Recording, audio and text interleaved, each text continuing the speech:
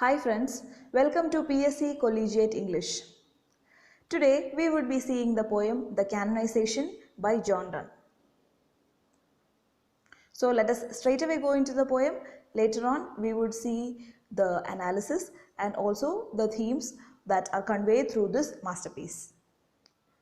For God's sake, hold your tongue and let me love, or chide my palsy or my gout, my 5 grey hairs or ruined fortune flout.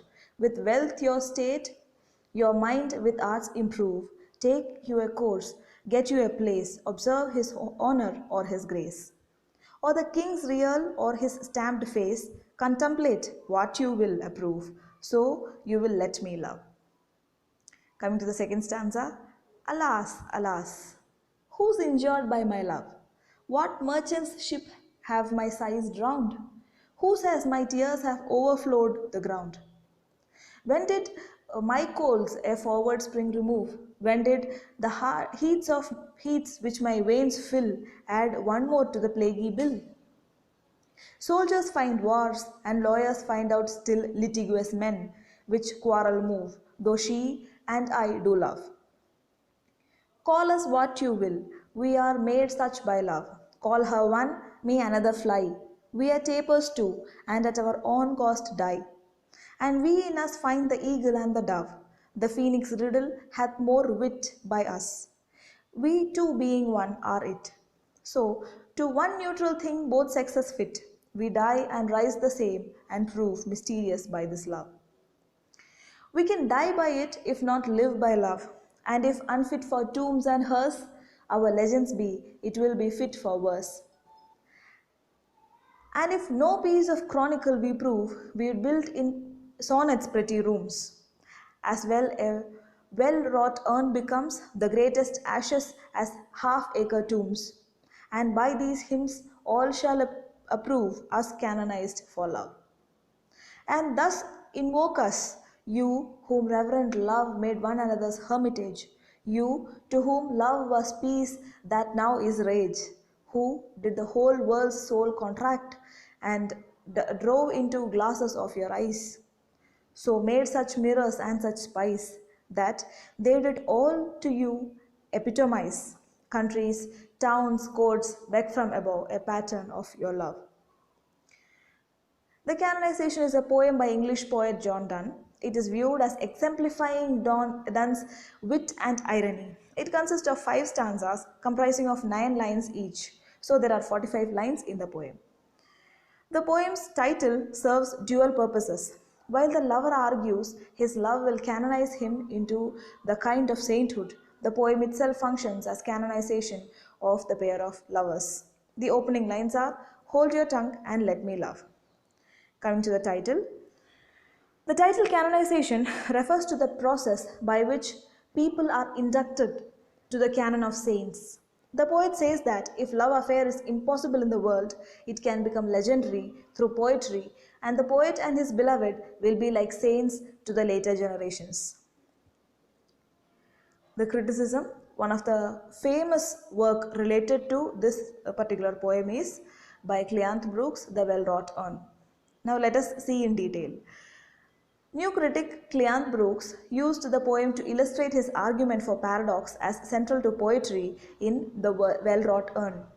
The canonization figures prominently in critic Cleanth Brooks' argument for paradox as integral to poetry, a central tenet to new criticism. For Brooks, the canonization serves as a monument, a well-wrought urn to the lovers, just as Speaker describes his canonization through love. The paradox is Donne's inevitable instrument, allowing him with dignity and precision to express the idea that love may be all that is necessary for life. Without it, the matter of Donne's poem unravels into facts. Now let us proceed into the analysis of the poem. The poem is addressed from one friend to another. It is in the form of a conversation. The speaker asks his addressee to be quiet and let him love. If the friend cannot be quiet, the speaker asks the friend to criticize him for his other shortcomings, like his gout, his grey hair, his ruined fortune.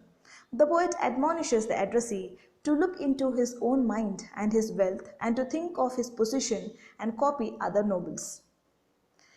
The poet rhetorically asks, "Who's injured by my love?" He says, "His signs have not drowned ships, his tears have not flooded lands, his coals have not chilled spring, the heat of his veins has not added to the list of those killed by plague.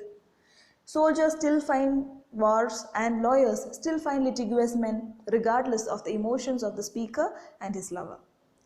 The speaker tells his addressee to call us what you will, for it is love that makes them so. He says that the addressee can call her one, me another fly, unquote, and that they are also like candles which burn by feeding upon their own selves. I quote, "and at our own cost die." In each other they find the eagle and the dove, and together, we being one, illuminate the riddle of the phoenix, for they, I quote, "die and rise the same," unquote. Though unlike the phoenix, it is love that slays and resurrects them. The poet says that they can die by love if they are not able to live by it. And if their legends is not fit for tombs and hearse, it would be fit for poetry. A well-wrought urn does as much justice to a dead man's ashes as does a gigantic tomb. By the same token, the poem about the speaker and his lover will cause them to be canonized, that is, admitted to the sainthood of love. All those who hear their story will invoke the lover, saying that countries, towns, and courts beg from above a pattern of your love. Now let us look into the form of the poem. The 5 stanzas of canonization are metered in iambic lines ranging from trimeter to pentameter. In each of the 9-line stanzas, the first, third, fourth, and seventh lines are in pentameter. Second, fifth, sixth, and eighth are in tetrameter. The rhyme scheme is ABBA, CCC, DD. Coming to the themes of the poem, there are 3 themes. The first one is canonization. The poet makes the point that the lovers should also be canonized for the way they love each other. They would be canonized in poetry and in the next generation's mind. The next theme is of love. Donne advocates platonic love. He considers their love as the legendary love and pious which would later be invoked by the people. He says that love has been the hunting ground for the poet and their love has no place for tomb, it would find its place in the verses. Tombs. The third theme is, it has been traditional practice to build tombs for pious people. Donne argues that love should also be thought to be fit for tombs. Now let us analyze this poem as a metaphysical poem. Grierson says, Donne is metaphysical not only by virtue of his scholasticism but by deep reflective interest in the experience of which his poetry is the expression, the new psychological curiosity with which he writes of love and religion. Unquote. On one hand, their love is self-contained and perfect, like a well-wrought urn. On the other hand, the ashes in this urn are meant to be spread. This is symbolic of the tale of their love spreading throughout the world. The canonization is in many ways a typical metaphysical poem where the complexity of substance is expressed with simplicity of expression. Now coming to the style of Donne, Donne broke free of conventions and tradition. Conventional poetry lacked emotions, therefore it was artificial. John Donne, on the other hand, presented his own emotions. Every poem by Donne represents autobiography, yet it is universal in nature. Donne's poems are full of passion, but at the same time seeking for permanence of true love. It is a profound contribution to the poetry of human love. Coming to the images, Donne translates their love to a higher plane. First, he compares himself and his beloved to the eagle and dove, a reference to the Renaissance idea in which the eagle fills the sky above the earth, whereas the dove transcends the skies to reach heaven.